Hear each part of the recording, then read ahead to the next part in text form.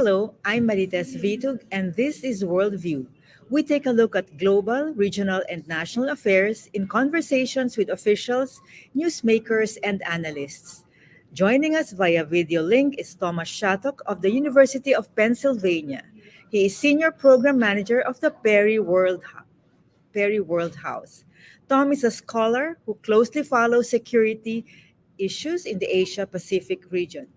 We will be talking about what a possible repeat of Donald Trump in the White House means for us in the Philippines and the rest of the region. In November, the US will hold its presidential election, and the consequences will be felt here as well as in other parts of the world.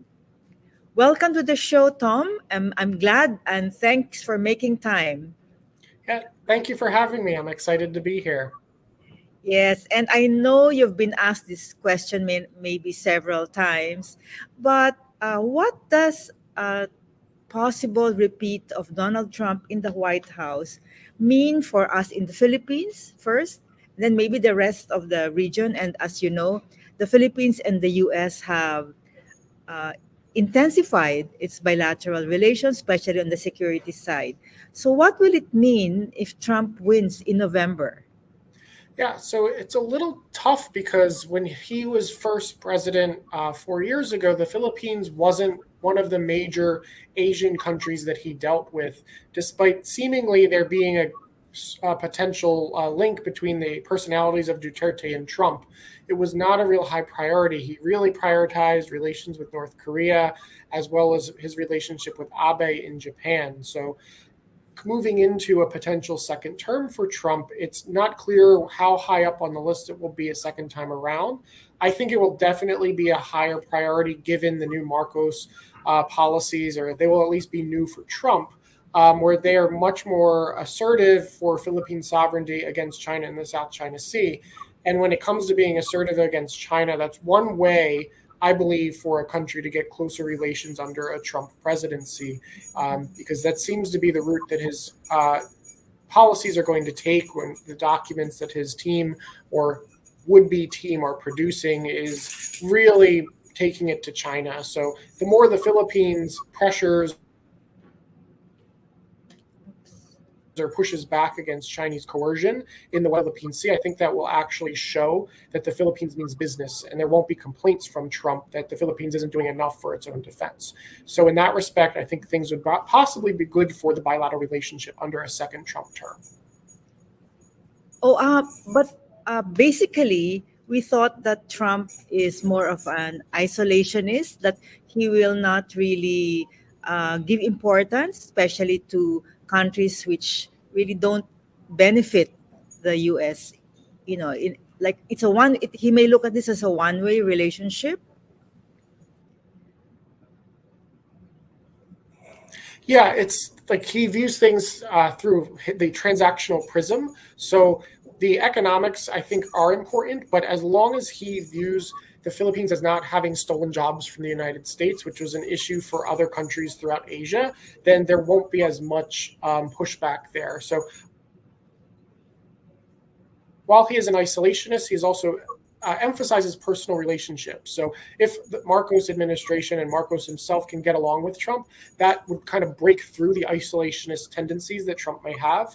But really, if the way forward for any country is to show that they're strong on defense and they're open to having some sort of negotiations with trade, those seem to be the two real priorities when Trump was president first. So if the Philippines can really move forward on those two things and really have Marcos hit it off with Donald Trump as best as they can, then that will mean that he will prioritize a better relationship there.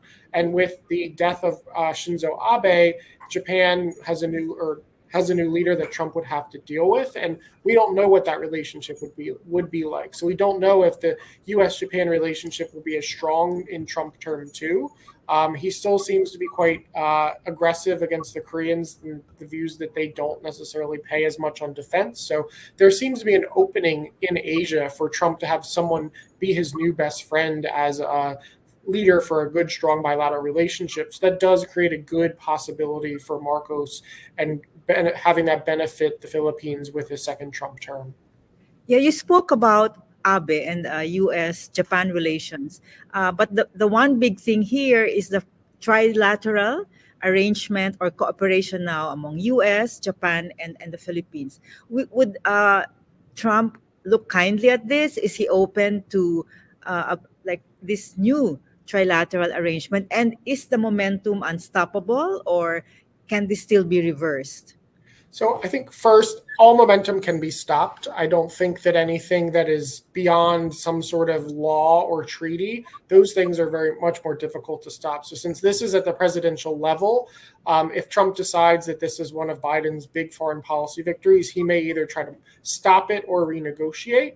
I think what will be critical is for Japan to continue to step up in its own desire to increase cooperation and exchange with the Philippines. So that way, if Donald Trump comes in and decides that the trilateral initiative is not a priority for him, the bilateral Japan-Philippine relationship will be strong and have a good foundation. But I think that these types of arrangements, since they're not at the level of like an AUKUS where there's significant investment, and that was a huge foreign policy victory early on. I don't think that this will be one of the things that Trump may try to undo because it was a Biden foreign policy victory. So I think that if he so chooses, he can stop it. But there are certain things that I think that they provide a framework without giving or making the United States do too much in either of these countries. And it shows that it's not just bilateral. It shows that Japan is also interested. So with Trump and his affinity for the Japanese in his first term, that may help the Philippines. But yeah, it's really hard to tell which sort of foreign policy initiatives under Biden Trump would continue. I would lean on saying that this is one that would likely continue, just given the structure of the agreement that they have. How about the quadrilateral, the Philippine, U.S., Japan, and Australia relations? And there was a first, I think, of its kind when the four defense ministers of these countries met, and they called themselves the Squad. Is this is this something that is likely to continue, or is this something that Trump would also not look kindly on? Yeah, I think the Squad is too new, and there's not really a whole lot going on for there really to be much to stop. It's a new grouping. It's not at the level of the Quad where there are a lot of regular meetings, and it's very specific what the Quad is doing. Like particularly with India, there's certain things we know India will not do, and there's certain things that India is interested in doing. The Squad. I think that there needs to be more progress made for there to be clear whether this is something he would stop. So I would say that this is a newer initiative, not particularly necessarily a U.S. flagship initiative that Trump could then come into and decide to make that his own, because the Quad predated him. The Quad had a good foundation. If he wants to be the one to make the next version of that, like the Squad, that there's a lot of opening for him. To be the one that makes the Squad the next thing, and there is possibility for that given Modi having just won his third term, Abe who really pioneered a lot of these Indo-Pacific initiatives. So if he comes back into office after the election in November, there is an appetite for expanding these types of minilateral agreements. The question is whether he wants them, and if they're the groupings of these are countries that he wants or the leaders himself he gets along with. And those are the big questions. We know he probably gets along with Modi, but that's really the only leader that he is familiar with. All the other leaders are new across the country or across the region, except in countries that are authoritarian, of course. So all of the democratic countries, he is going to need to get to know these people. And that is a key point, that he may flip-flop on a lot of these issues because certain people he really did not like. He may like the Prime Minister of Australia now. He did not like the Prime Minister of Australia when he was in office his first time. Yes, so personal relations is key. Now let's go to the area that you've been studying, really, Tom, about Taiwan. What would it mean for Taiwan? I think you mentioned before that there is some nervousness in Taiwan if Trump wins. Yeah, there's a word that I hadn't heard for 4 years when Biden has been president, that popped up all the time in the lead up to Trump's election in 2016 and throughout his entire 4 years. That word is unpredictable. No one really knows what to think. There was a fear, and there now is a renewed fear of some sort of grand bargain that Trump may try to sign with China that gives away Taiwan for some major concession that is important to him in the United States. I don't really buy that agreement. We have 4 years of Trump. We know his record on China. We know his record on Taiwan. And importantly, a lot of the people that are viewed to be staffing the next term are very pro-Taiwan people. So I think while he himself is unpredictable, the Taiwan issue is so bipartisan now that neither Democrats nor Republicans would really allow the executive in the United States to push too far towards giving Taiwan away. There's very little in Congress that Republicans and Democrats agree on. The one thing they agree on is support for Taiwan. When the 3 supplemental bills came out earlier this year,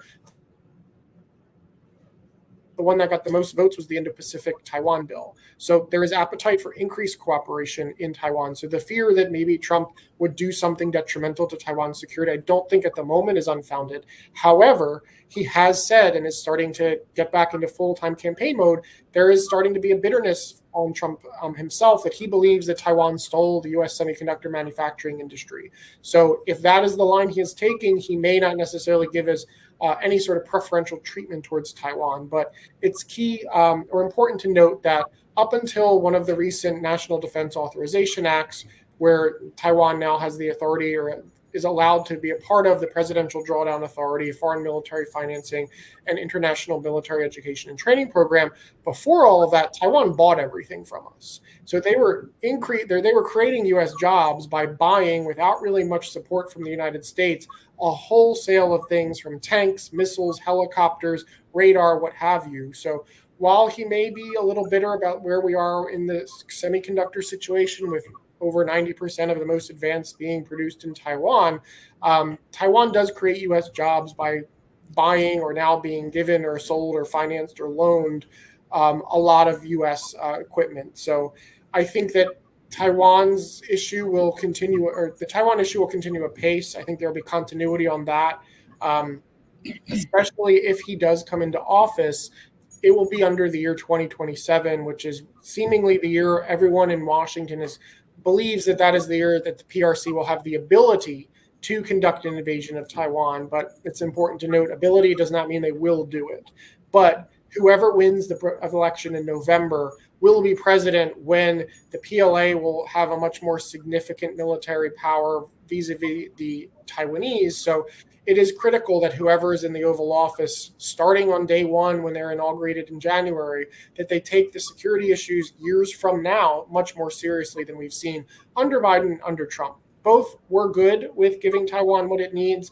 We now have a new infrastructure for the things, or the U.S. ability to provide Taiwan with the things it may need. But we really need to put the foot on the accelerator in order to prevent or deter any sort of conflict or blockade. Yes, the other flashpoint in the region, as you know, Tom, is South China Sea. So, and that also involves the military mutual defense treaty of both the U.S. and the Philippines. Do you think Trump would really seriously consider U.S. coming to the defense of the Philippines in case there is an armed attack in the South China Sea, and of course, which leads to Filipino casualties? Yeah, I would like to say yes, whoever is in the Oval Office, if the Philippines were to invoke the Mutual Defense Treaty, that he would come to Philippine aid. I think it would really depend on the situation. And the other thing is he likes to show force. He likes to show off U.S. capabilities. He did it in the Middle East. So while he is probably of the two candidates, the one who is security treaty agnostic, especially when it comes to NATO and European countries, and South Korea, he really didn't get into the nitty-gritty of a Japanese or a Philippine contingency. But it's been 4 years, and the situation's a lot different now, particularly in the South China Sea and West Philippine Sea. So he may be the one that is not as reserved or reluctant as, say, the Biden administration, which is trying to use diplomacy and diplomatic channels to dampen the tensions and the Chinese aggression. He may be the ones that let's go for it. Like they're the ones that are out of line, and they're the ones that now need to pay. So it is really difficult to see which of the two sides he may fall on. But what's clear is as long as the Philippines continues doing what it is doing and pushing back against the Chinese aggression, that is the best recipe for future U.S. support under a Trump administration. So, if you were to maybe just broadly give advice, or maybe what do we need, what does the Philippines need to do to prepare for Trump 2.0, as well as other countries in Southeast Asia or Asia? Yeah, I'd say first, continue emphasizing bilateral relations or other mini-lateral arrangements excluding the United States. The stronger foundation you have with other countries, the more secure that the Philippines or really any of these countries will be if Trump comes in and decides that they are not a priority. I think continuing to show that the Philippines is invested in its own security and defense, while the 2% number isn't really an Asia Pacific issue, that is a NATO thing, but showing that the AFP is modernizing, the AFP is actually going to be able to fight and potentially win a war without the United States against China in the South China Sea. Those types of issues will matter to him coming in. I think showing that the EDCA expansion will work, and that the Philippines is just as invested in U.S. investments as they could be, then it'll show that there is an economic angle to this. And also trying to see what sort of trade balance issues there are, because that is another issue for Trump, that if things are too skewed one way, he thinks that maybe U.S. jobs are being stolen or you're not doing enough. So being cognizant or trying to find ways that the Philippines could further expand the U.S. Investment into it.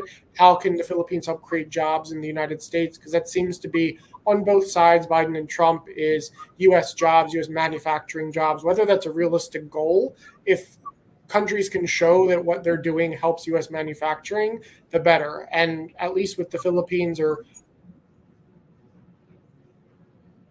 any country that we have arms or any military assets that we sell to, they create jobs in the United States. And there's been a lot of good research on how much stays in the United States with all of the Ukraine money that we have, we're not just cutting Ukraine checks.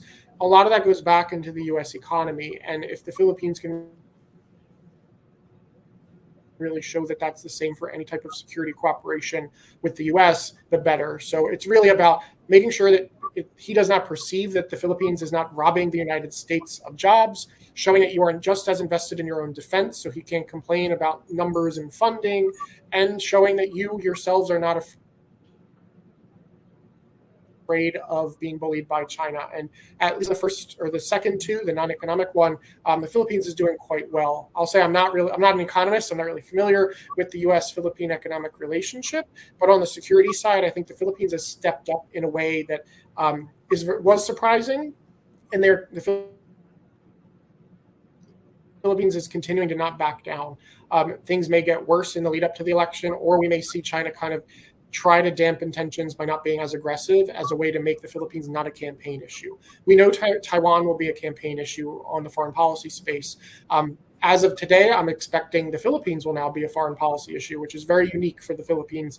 I would hope that in the debate that is coming up between the two candidates, that something is asked about this issue, because this is more pressing, honestly, in the next 6 months than a Taiwan contingency, because Taiwan we're thinking about years from now and prepping, whereas the Philippines, it's happening as we speak. So there needs to be a question on how these two leaders will support the Philippines in its quest to push back against Chinese coercion over the next 4 years. But I don't work for the companies that are doing the interviews for the debates, but that would be my bit of advice. It would be instructive for the Philippines to see how both Biden and Trump respond to that, and they can calibrate policy in the lead up to the election in November. Yeah, that's something we will really look forward to in the debate. And also now maybe we can, in the remaining time we have, maybe I'd ask you, Tom, about what scenario you said earlier that the South China Sea is more of a flashpoint, more of a priority rather than Taiwan. So, but the Philippines doesn't look at Taiwan really, I think you wrote about this, as a security issue, but more as a issue for, taking home our migrant workers there. It's more humanitarian. So what should the Philippines do to prepare for this Taiwan contingent? Yeah, I think like the security strategy that was put out really talked about the humanitarian and the economic issue, and we do know like there will be refugees fleeing from southern Taiwan to northern Philippines if there is a conflict. So that is correct, but that is only happening if there is a conflict, and so it is really a humanitarian through a security lens. And while there has been some statements from Marcos and the administration when the big drills happened over the last couple years, the recent one in May, I think the Secretary of Defense in the Philippines said that it's an internal issue for China, which I don't think that's the right kind of thing to be saying, because the northern Philippines will be a conflict zone. The Luzon Strait, the Bashi Channel, there will be ships there fighting. And the Philippines needs to figure out what is its role if or if not the United States invokes the Mutual Defense Treaty. Regardless if the treaty gets invoked, there will be people fleeing from Taiwan to the northern Philippines. And I think that there are certain things that are bright spots, like some of the EDCA sites being in northern Philippines is a plus. They need to now get built out sufficiently. The new Coast Guard monitoring base in close to Taiwan up north, that's a good start. But honestly, if that is going to have any role or factor in a conflict or in a humanitarian issue, it's going to need to be more robust and built out more. It's not going to just be able to be a monitoring station because there might be boats washing up ashore or boats being piloted there because it's safe. So I think that there really needs to be some deep thinking on what can the Philippines do, what does the Philippines want to do, and what is the expectation of the United States. Is the expectation Philippine boots on the ground? Is the expectation just being able to use EDCA sites for moving into southern Taiwan? Is it just having that as a jumping pad for like supplies to get into Taiwan? There's a lot of different things, but until the Mutual Defense Treaty gets invoked or until the Chinese perhaps hit some things, Philippine things in the northern area, it won't be clear. But I think that there really needs to be a redirection from an economic or humanitarian lens and treat this as a security issue. We saw in August 2022, after the Nancy Pelosi inspired military drills all around Taiwan, one of the blocks that the PLA operated in overlapped with the Philippine EEZ. That is a security issue. That's also an economic issue. For the Japanese, they also had one of those blocks overlap with their EEZ. Not only that, some of the missiles that were fired over the atmosphere of Taiwan were purposefully shot to land in the Japanese EEZ. So we've seen over the last several years how Japan has shifted its view and mindset on the Taiwan security issue and is directly connected Taiwan security to Japanese national security. We're seeing moves about reinforcing and arming a lot of the southern Japanese islands that are quite close to Taiwan. And I think that that is a model for how Manila should consider its own views and policies and strategies on Taiwan, that this is not economic, this is not humanitarian, this is a security issue. And when the security issue happens, economics will be affected and the humanitarian issue will then come about. So really talking to Japanese partners, since there's been a lot of dialogue now between Manila and Tokyo, having that be part of that dialogue be about Taiwan and wargaming that out with Japan, because right now the expectation from the U.S. is if the U.S. goes in, Japan will be there with us. If the U.S. doesn't go in, Japan will be much more reluctant. What does that mean for the Philippines if we have Japan, the United States, but no Manila? What does that mean for the future of the treaty? There are a lot of questions that come about because there's a lot of uncertainty because we don't know if or when this will happen. But these conversations need to happen so there's clarity and no one is left sitting on their hands when someone is really having an expectation that was not properly relayed early on as like in the present moment.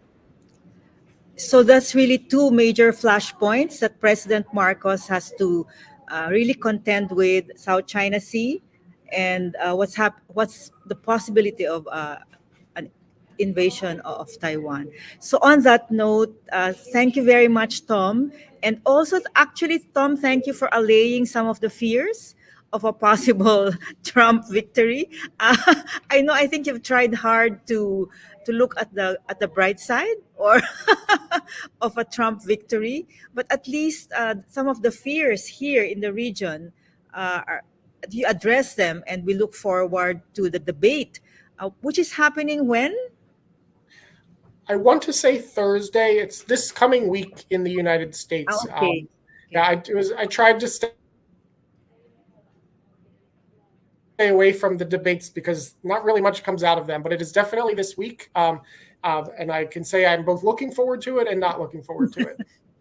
Okay, thank you, Tom, and to our viewers and listeners. That's it for today's show. And this has been Worldview with Marites Vitug. Till next time.